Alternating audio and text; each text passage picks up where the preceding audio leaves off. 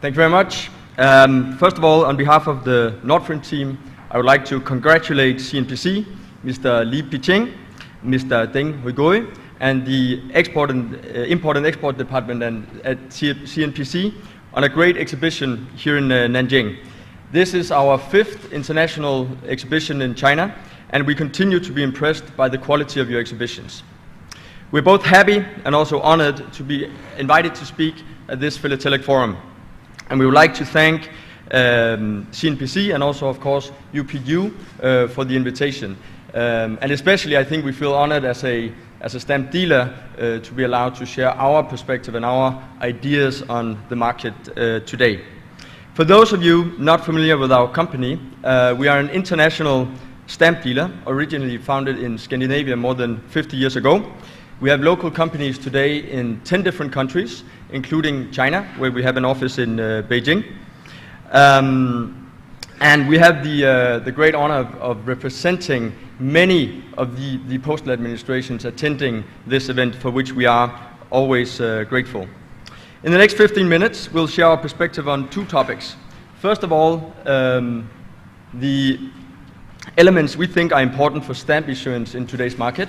So we offer our perspective on what is important when postal administrations issue stamps. And secondly, how we think the philatelic business must adapt to today's market. And if we have time at the end, which we may not with the strict timeline, I'm very open to questions. Otherwise, afterwards we can talk. On stamp issuance, we have chosen to highlight 5 themes that we believe are very important. First of all, and one thing that has been mentioned already many times today, is that stamps are less visible to the public eye compared to what they were before. So in most countries, if not in all countries, we're seeing a decrease in the use of stamps for mail, and thus fewer people being exposed to stamps. Secondly, we're seeing fewer younger newcomers to the stamp collecting hobby. But at the same time, we see there's a very big potential customer group in all the people who grew up with stamp collecting as the biggest and most important hobby in the world. So we need to remind these people that stamps exist, and at the same time, of course, do everything we can in order to get new generations into stamp, as the good example by Australia Post. Thirdly, we also see that collectors are increasingly interested in thematical collection as opposed to country collection. So if you go back 25 years, I was not in the stamp business then, I can admit, but then many people were collecting a country and they wanted to have all the stamps from a given country. Today it's much more about finding that special thematic that you care about, and it has implications for us as an industry.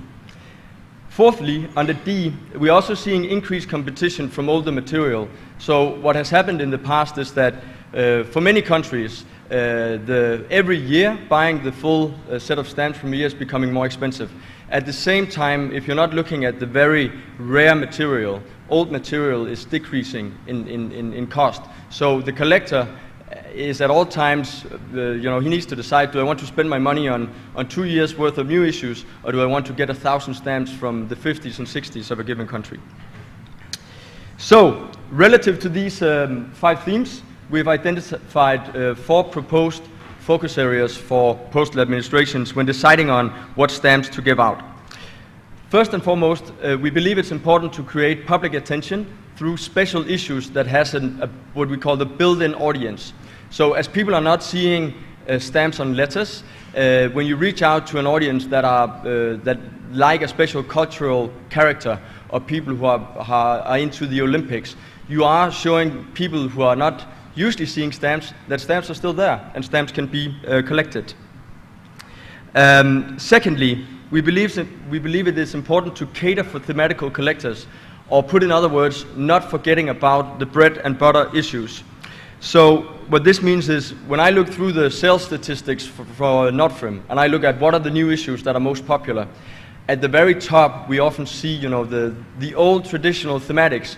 So the ships and the trains and the flowers. So we shouldn't forget also getting these issues into the program. In order to tailor to key markets, but to keep a strong link to national history and culture. So this means we all know there's an interesting market in China, and it's great to do something special for China, but we need to keep the link to the issuing countries' culture, history. There needs to be an angle. Otherwise, we lose out on authenticity, and authenticity is even more important today than what it was 20 years ago. Finally, take a long-term perspective, and we understand this is difficult. Many postal administrations are under pressure to deliver better and better results every year. But we strongly recommend that we avoid these increases in the value of a year. Because what we're doing is we are basically exchanging short-term profit for having a business in the long term, which is damaging to stamp collecting as a phenomenon. So that was 5 trends that we're seeing in the market and 4 proposed focus areas for postal administrations. Next, we'll move on. Oh, I just want to show some examples. I talked about special issues with built-in audience. Here are some examples. So people who like Disney, people who like Star Wars, people who like the Olympics, people who are into the Zodiac, the New Year. You can reach people that do not collect stamps. The challenge is, of course, you cannot have, all of your issues cannot be this type of issue. It's a portfolio that needs to be balanced. You want to have something to get the new collectors, the new people interested in stamps, and you want to have issues that the traditional collectors will be happy about. Here are just some examples of strong thematics. If we look over the past year, again, birds from Royal Mail, ships from the Faroe Islands, butterflies from Jersey. These are some of the international top sellers. Next, we're going to turn to talk about how the business of philately should adapt to today's market across 5 themes. First of all, we see that online demand is growing, but that offline remains critically important. So there is no doubt that online marketing, online sales will be even more important for philately in the future. We're also seeing that customers buying online, they're very used to buying from companies that compete very closely with physical shops. So they are raising the bar for the customer service that we, as companies serving stamp collectors, the bar that we need to meet. So we need to have fast delivery, we need to have good customer service in the local language, and all of these things that customers are used to when they buy clothes online, for instance. Our point here is to say that although online is important, online is interesting, online is growing, and I would say if it's not growing, then there's things to be rethought. We cannot forget about the offline audience. We invest a lot of money in online sales, but we still have a market where online is less than 20% of the total market. So we cannot forget about it, and I say it on a weekly basis in the office. I ask our people, what are we doing about the offline audience? Because they are very important. I think the 4th thing that we wanted to highlight on online is that the cost to serve customers has increased now that we have the duality of online and offline sales. We need to both be online, and we also need to be offline at the same time, and that is of course increasing costs. I also wanted to talk a bit about some of the things that we as a company are doing to embrace this trend. And first of all, and this is what I just mentioned, that we're trying to balance online and offline, and we're also trying to make online and offline work together. So it's not 2 different worlds, it's one world, and we try to both shift customers from offline to online, but sometimes also the other way around. The danger of online is that online is easy, it's easy to measure the marketing activities you do, it's easy to scale, but it also draws focus from offline. Secondly, we keep supporting stamp exhibitions. We keep showing up as stamp exhibitions, and we think of it as a strategic activity. We do not measure stamp exhibitions on the actual sales generated at the exhibition. We feel this is very important for the collectors to see us at exhibitions, and to know that exhibitions are very much active. Thirdly, we do, on this duality of online and offline, we do direct marketing both offline and online, and what we tend to do is to test a campaign online and then do it offline, because online is cheap, it's sending out an email. Offline costs a lot of money, so we can actually use the online world to get a proof of concept of something and then roll it out offline to ensure we get a good return on the investment. And then last but not least, we are investing a lot of money to make sure that we have world-class customer service.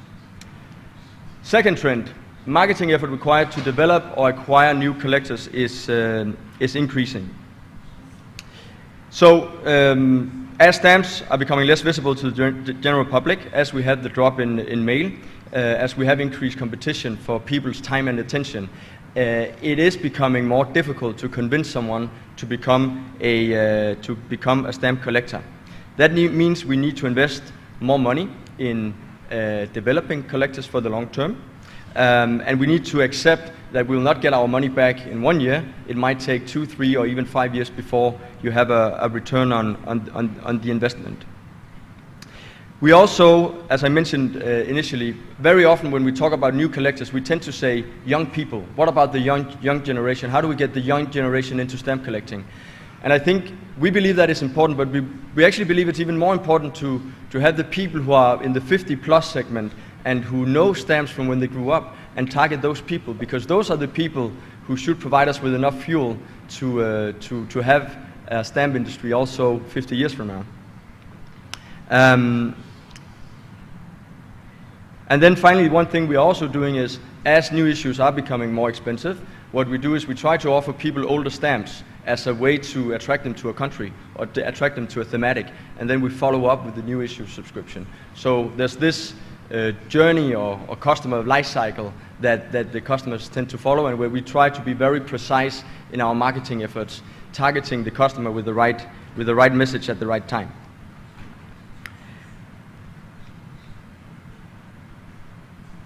The third trend, the shift from traditional country collecting to thematic or event-driven collecting. I mentioned this initially. What we're doing here is a few different things. So first of all, we're marketing products that we call collecting made easy. So products where you offer, the stamps, the album pages, the album, and you can target someone who would not identify as a stamp collector. Someone you would meet in the street, you would ask him, "Are you a stamp collector?" And he would say, "No." And then you show him this product and you say, "Would you like, to have these beautiful images and stamps commemorating the Olympics?" And he might say, "Yes, I think that's interesting." So it's a different way of reaching a broader audience.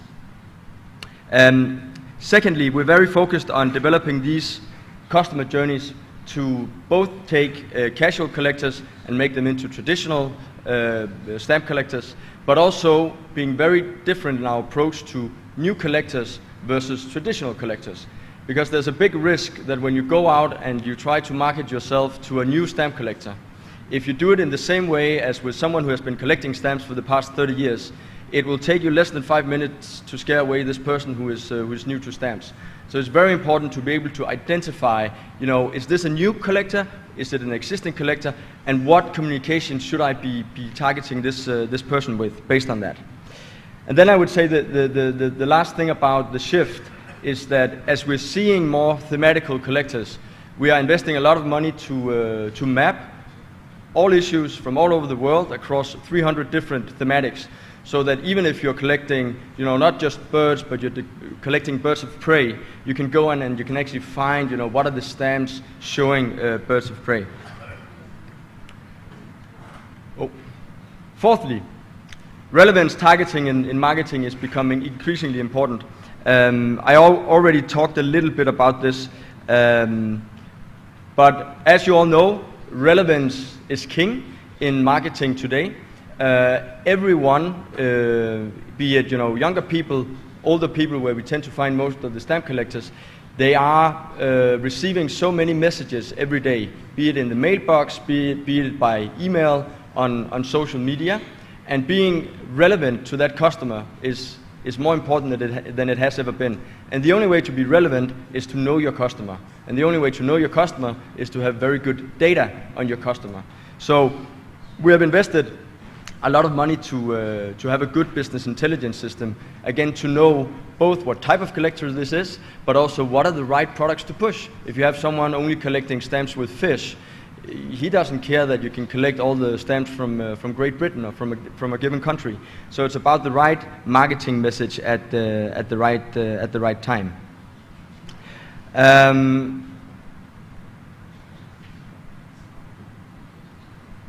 Yeah, I think those were the most important points. Finally, scale and thus reach has become even more important. What we see is that size matters when you are dealing in stamps, whether you're a postal administration or a stamp dealer or a stamp printer. It matters how much volume you have through your business.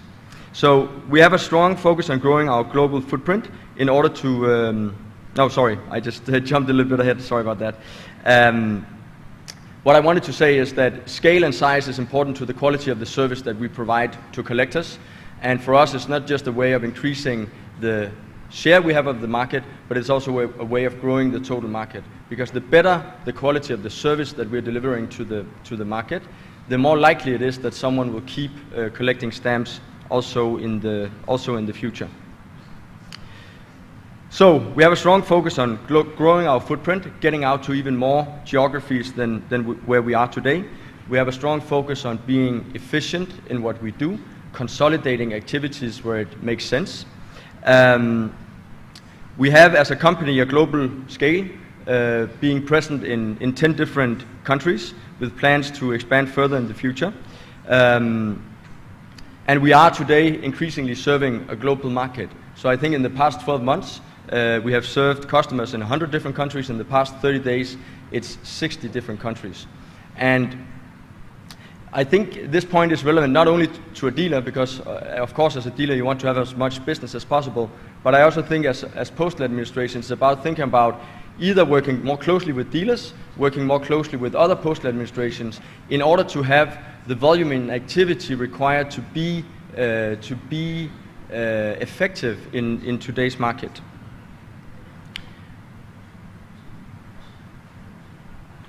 Those were the 5 trends. So online growing, don't forget about offline. Marketing effort required to develop acquired is increasing, but don't stop doing the exhibitions. Don't stop investing in marketing. We need to invest to have a business long term. We need to know that there is a shift from country collecting to thematical collecting. So we need to find ways to be relevant in how we communicate to collectors. We need to make sure that we have efficient ways of serving someone who wants all stamps with fish and not all stamps from a country. We have to remember that relevance, we are in even more competition than we have ever been for our stories about stamps. So we need to be even more relevant. We need to become better at using our data. And we need to know that we are in a world that is more complex than it was 25 years ago. So we need to work with others in order to have enough scale in our activities to be efficient. With those words, thank you again for inviting us to speak, and thank you for inviting us here to Nanjing. 谢谢。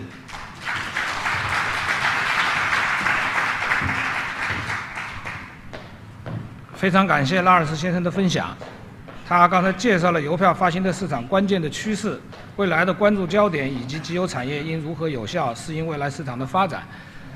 再次感谢拉尔斯先生。下面给我们将带来精彩发言的是澳门邮电集邮销售及行政高级经理骆凤清女士，她将为我们介绍澳门邮政集邮产业的发展。有请过来。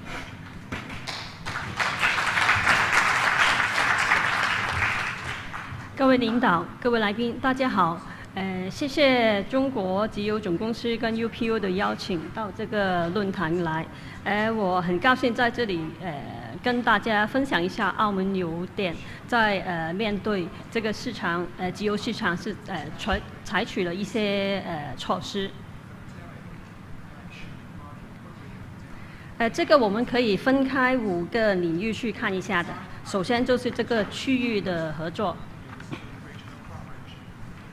在这几年来，我们跟其他的邮政和地区都有一些合作，比如说就是发行一些联合的邮票和还有这个邮品的，尤其是跟我们国家邮政还有就是香港关系密切的，我们都有发行一些很多的这个邮品，主要就是纪念一些大事件的。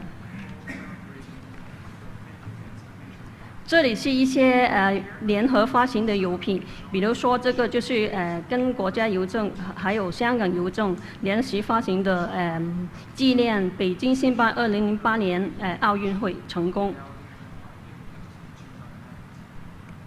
这个就是纪念这个中国首次载人航空飞行成功，这个小全章本票。这个就是跟中国集邮总公司和香港联系发行的郑和下西洋600周年这个邮册。然后这个就是我们传统的艺术，文件灯彩，这个是跟中国集邮总公司和香港联系发行的。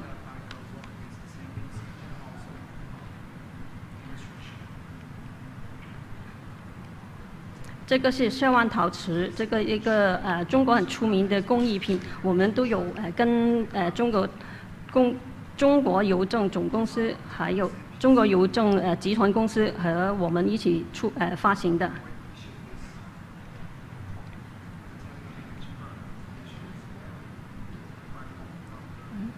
在2009年，我们在中国人民共和国成立60周年的时候，我们跟中国邮政和香港邮政发行了这个小型张小本票。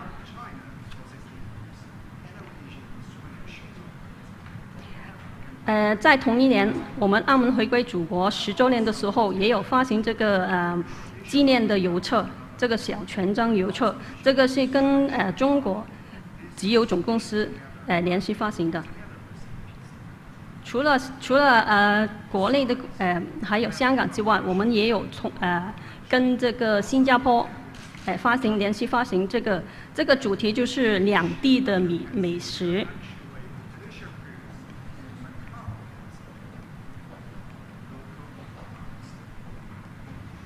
然后呢，这个就是跟奥兰芬兰邮政联系发行的教堂餐画。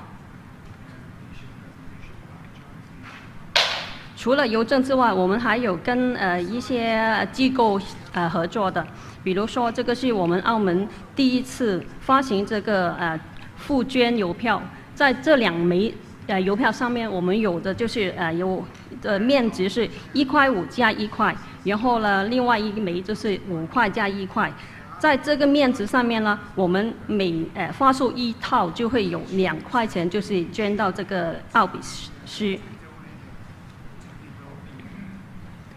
在今年12月，我们会发行另外一套跟这个 WWF 联席合作的一套邮票，这个是中华白海团。这个邮票我们发行，除了呼吁大家要保护这个可爱的小海团之外，还有我们要把这个集邮推广到环保者这个市场上面，希望将我们的市场扩大一点。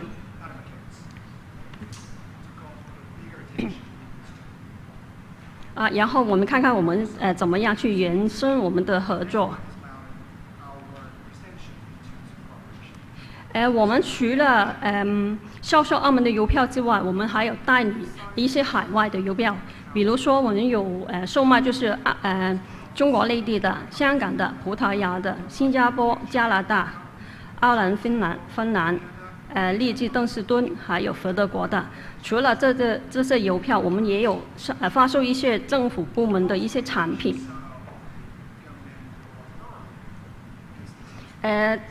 然后我们也希望把我们澳门的邮票推到去世界各地的，我们把我们的澳门邮票寄售到世界各地的邮政去。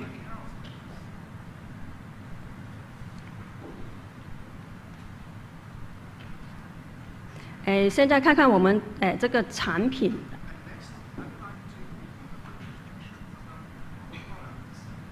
在我们小小的邮票上面，我们采取了不同的印刷的技术，希望把我们小小的邮票变得比较特别一点。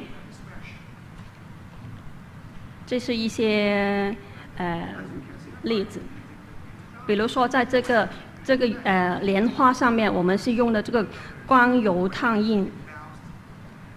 在这个2008年奥运会开幕的时候，我们这个小型章就是加了这个紫外线光油映射。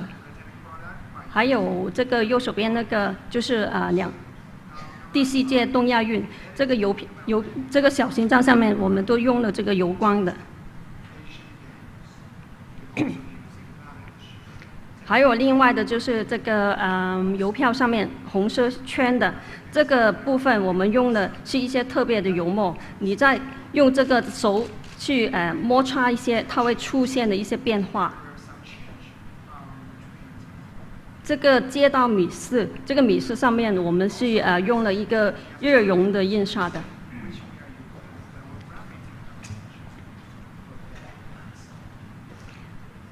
澳门每一年都会举办这个烟花比赛，在这个我们也发行了2套这个邮票。我们在这个邮票的烟花上面，我们用了这个丝绸冷光油墨光油映射，在黑暗当中它是会发亮的。民间灯彩那个灯上面我们是加了这个荧光的油墨。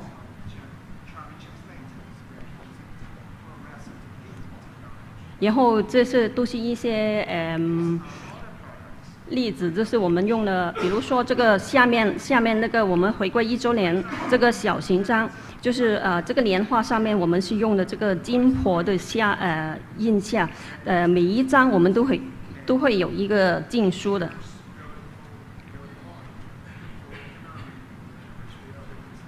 还有就是在小型章方面，这个邮票我们有不同的营帐的，比如说有这个圆云的，有这个解放军这个徽章一个图案，还有这个2008年这个奥运会开幕的时候，这个小型章是不规则的。澳门从2005年开始，就是发行了第一套个性化邮票。这个邮票我们是首先是针对这个个人市场的，然后之后我们发行了2套，就是把这个个性化的邮票推动到这个商业的市场。我们的客户有一些机构的、娱乐公司的，然后学校的、团体的，还有政府部门的。现在有一些我们都有一些重视的支持者，就是他们每年在有一些公司或者是他们的纪念的时候，他们都会印刷一批这个个性化邮票，就是在他们的活动上面送给他们的嘉宾或者是客户的。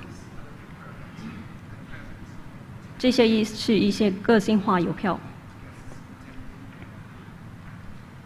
在这几年，我们就开拓了这个礼品这个市场。我们在每一年发行这个生肖邮票的时候，都会有一些其他的产品会发行的。这里大家可以看一下，就是一些茶壶邮票跟茶壶是一个礼盒。我们从2008年开始，这是鼠年的时候开始发行，到现在都快要12套了。这个是一个非常的受欢迎的礼品。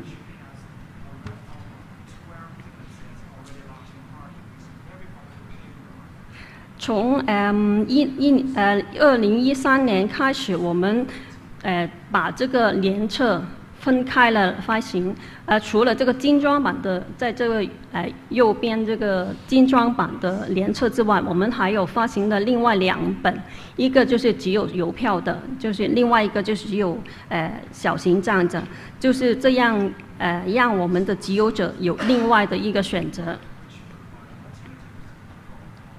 除了邮票这个联册之外，我们还有就是发行一些专题的邮册。这个专题的邮册就是主要是针对一些对某一个主题有兴趣的客户。还有一些挂画邮票的这个邮册跟挂画，这个就是现在大家看到的这个就是在我们今年3月1号发行的。还有一些邮册。这个每年发行这个生肖也有发行这个生肖的邮册的。集邮书，还有小本票。这个小本票是长江是去年发行的，在2015年我们也有发行一个黄盒的。另外，这个挂设就是主要是针对这个游客，就是因为我们澳门邮电这个大楼就是在这个旅游中心，我们的客户有很多就是这个游客，所以这个是游客一个非常好的纪念品。它的价钱不贵，但是这个很漂亮。我们也是以这个12生肖为主题的。一面是我们澳门邮电的总局大楼，另外一边就是这个生肖的邮票。然后就是我们看看我们发行的多元化。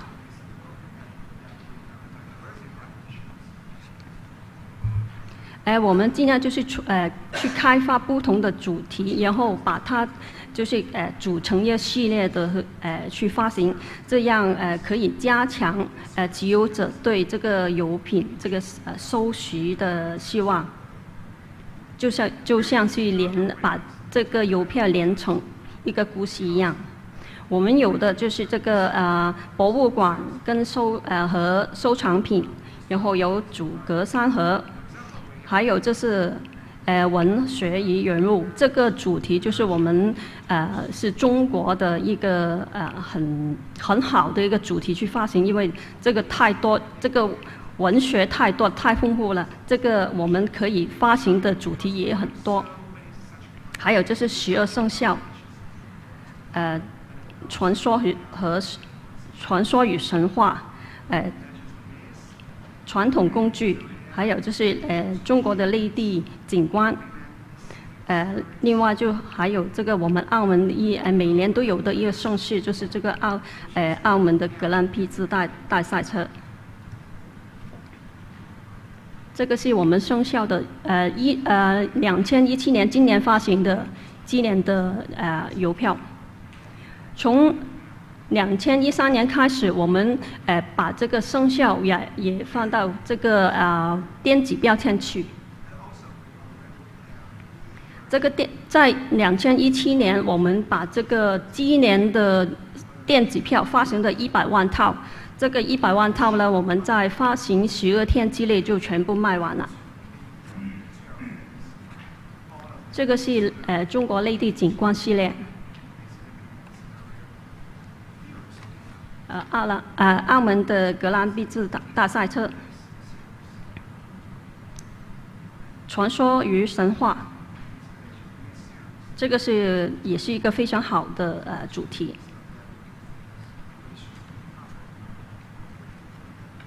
最后我们说我们讲一讲我们这个发行的数量。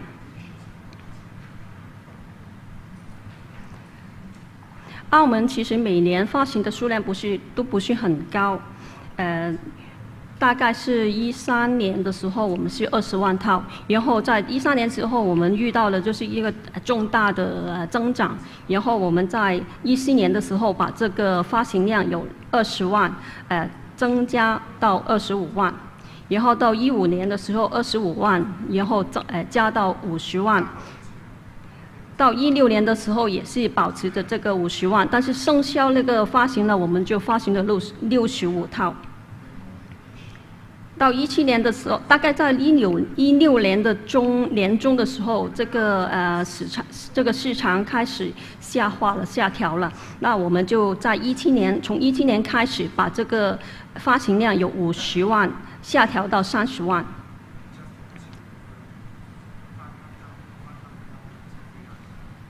好，这是我在这里要分享的，谢谢。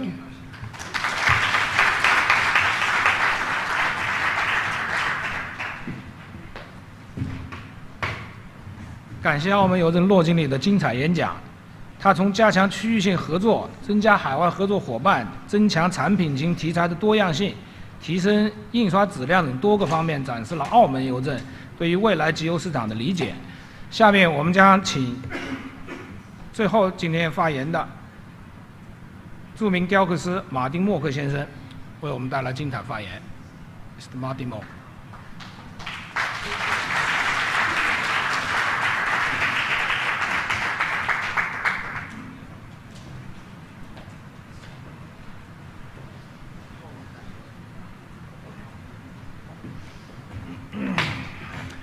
So, hello.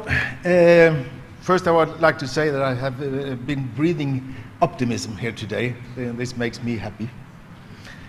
I'm Martin Mörk, as I think most of you know, and I share my time between a small island of the Swedish west coast and Beijing.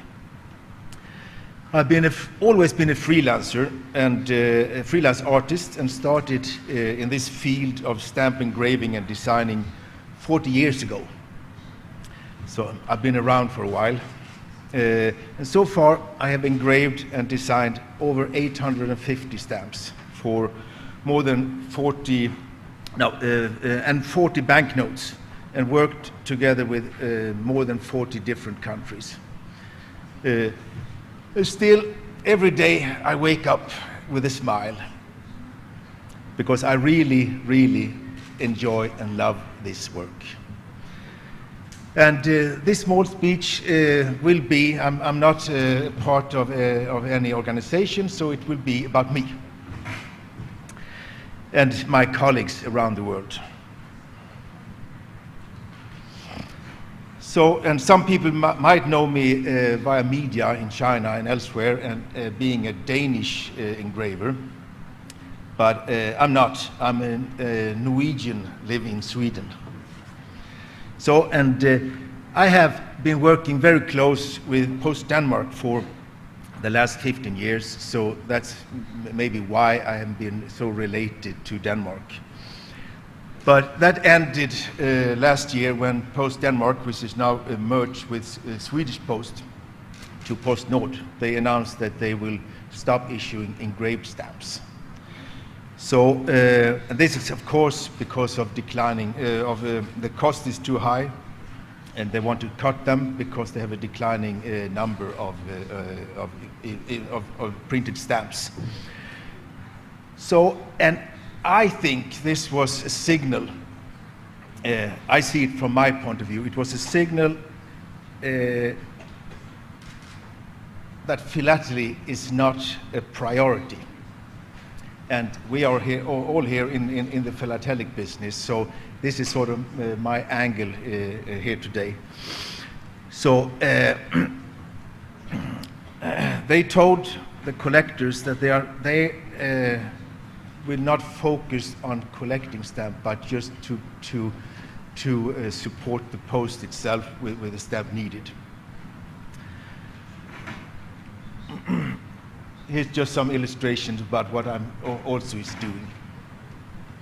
So I think this is could be a dangerous future, because giving up intaglio printing from master engravers today, tomorrow someone will give up high quality drawing, design and printing, which there is still a lot of.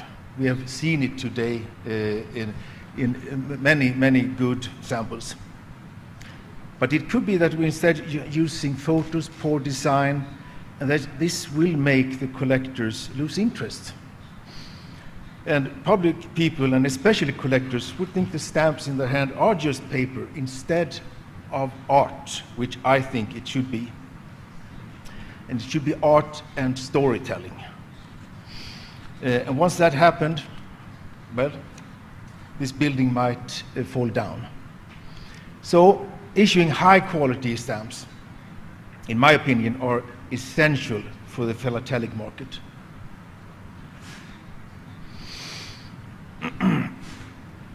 Oh, I have to speed up. This was the text there.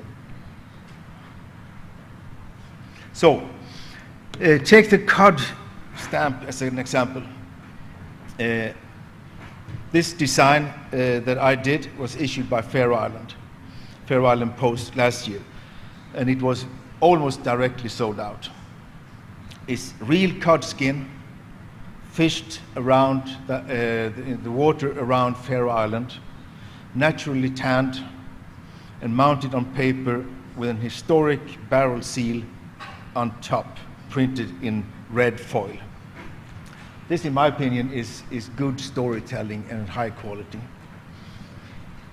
And also, you can see the Churchill mini sheet. This was issued by Jersey Post in 2015. It was issued to celebrate the 70th anniversary of the victory of World War II.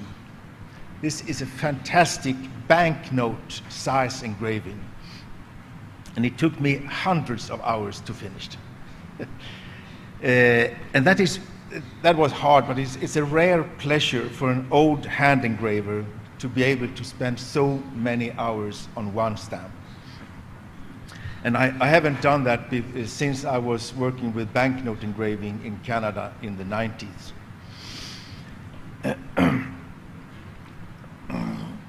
Here's a detail of that engraving.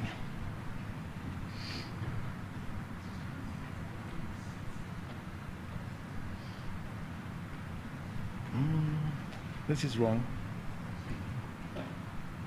This year's China Post issues the second set of foreign musician stamps. That is also printed in intaglio, though not hand engraved. Hand engraving is soon a memory. Even if in France they have, and a handful of other countries, are trying to maintain hand engraving, for example by using 3D scanners to scan the actual hand engraving and transfer it to a laser cutter. This is a good initiative, but still hand engraving, time-wise, it has no future because the lead times in production of stamp is getting more and more short. So engraving goes more over to laser engraving from either pen and ink drawings or digital engraving, digital files. The first set of musicians issued in 2010, which we saw here before, was what made me start working in China. And that was actually my lucky day, since it affected my whole professional life after that. And I realized that there was this huge interest in stamps and philately, and I wanted to be a part of that.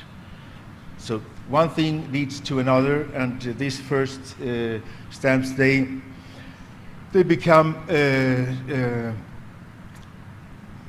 to that I started together with China Post this engraving school, where I had 10 Chinese students. So now we can hear that engraved stamps is also getting more popular in China, and I hope that I have been a little part of that, a small part of that.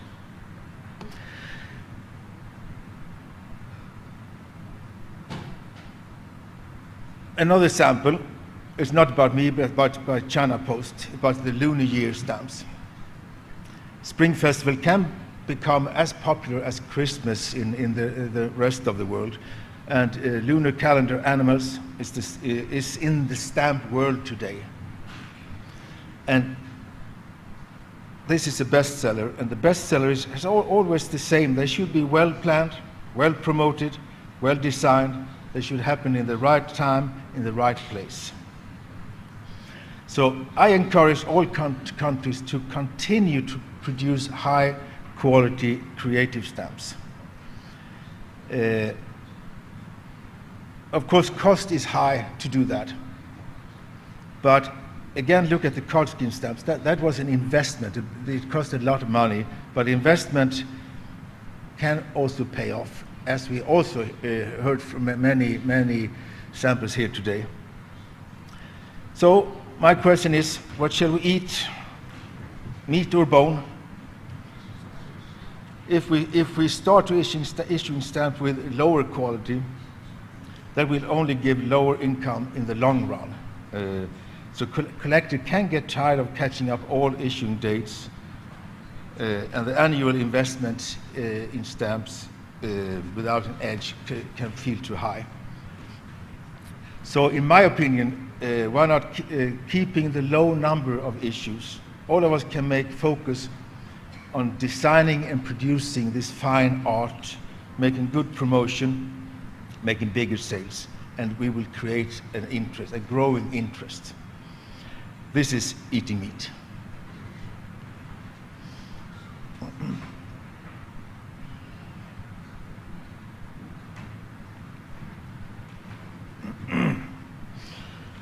So I'm therefore also, like here, I heard of a Chinese saying, you cannot walk on one leg.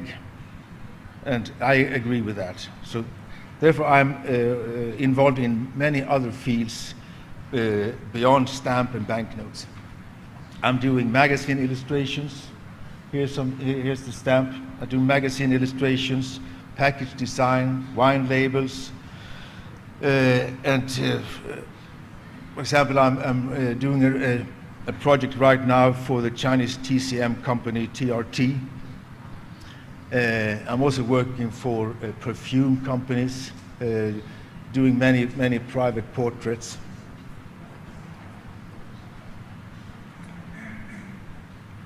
Oh. This is also for the TRT company. So, but however, my heart has always been and will always remain in the stamp world. Together with others, I'm trying in my way to push it to new levels, and with help from all my friends in this business. Thank you.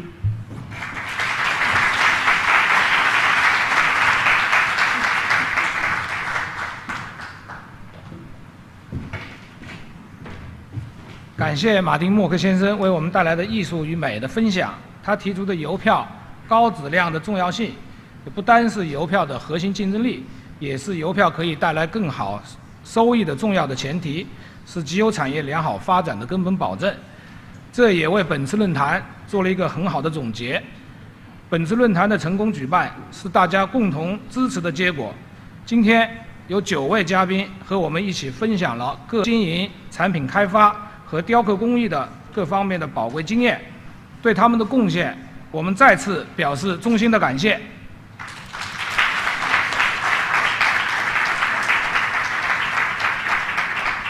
集邮文化产业的发展任重道远，希望本次论坛能够为大家提供有益的借鉴。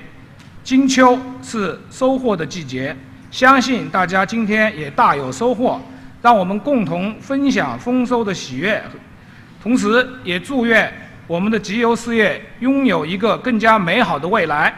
非常感谢大家的参与，本次论坛到此结束，谢谢大家，大家辛苦了。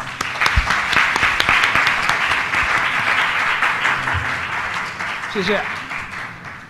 大家走的时候，请把这个同声传译机放在桌上。Please leave your receivers at the table. Thank you.